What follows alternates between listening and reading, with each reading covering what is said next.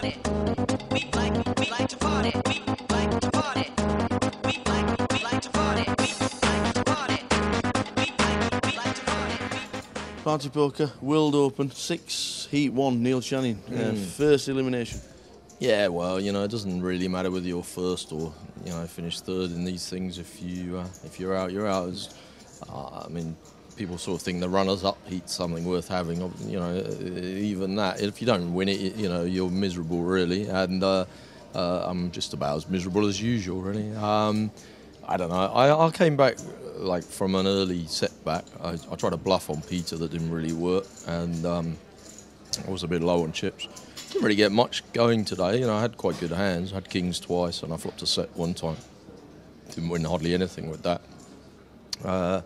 Came back. We had a little break, and I came back from the break thinking that Sam would maybe start bashing away a bit more on my blinds, and I basically came back with the plan that if he did, I was going to start re-raising him. And the very first hand I did it, I'm standing here talking to you, so that went well. One of these structures and a shootout format, is it a case of you've got to start getting your chips really early? No, I don't think so. I think generally in the shootout format, there isn't really much value in winning the pots early on. You often see people make lots of really fancy plays and whatever early on, and you know they get to 320, and the person that just sits there and does nothing gets to 287, and suddenly the blinds are 510.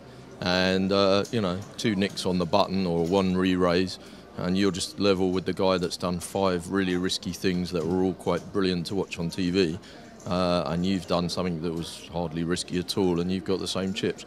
I don't know, I must admit, I think the move towards more chips in these things, lots of people, I was watching a thing the other day, and Stuart Rutter was saying, oh, these TV things, they've really got to have longer structures. And he'd played in one of these where they had 300,000 starting chips. I actually don't really believe that. I mean, they are what they are. They're one-table formats. And, you know, this one today is probably going to end up taking 7 or 8 hours. And I don't think they need to take 7 or 8 hours. They're making a 1 hour, 2 hour TV program. There's no real need for the thing to take longer than that.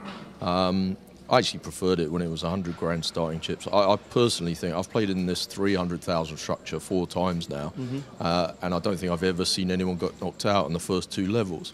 Everybody knows that you've got enough chips now to sit and not do anything.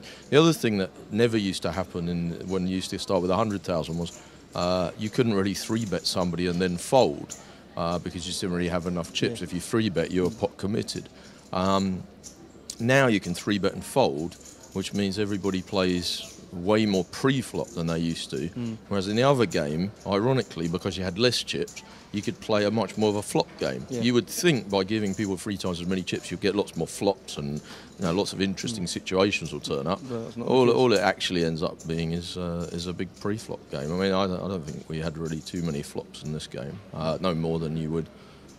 You know, in the old days of TV poker. So actually, if it was down to me, I'd rather play the 100 grand stack and, you know, get on with it. We sat here and played for 4 hours and no one's got knocked out.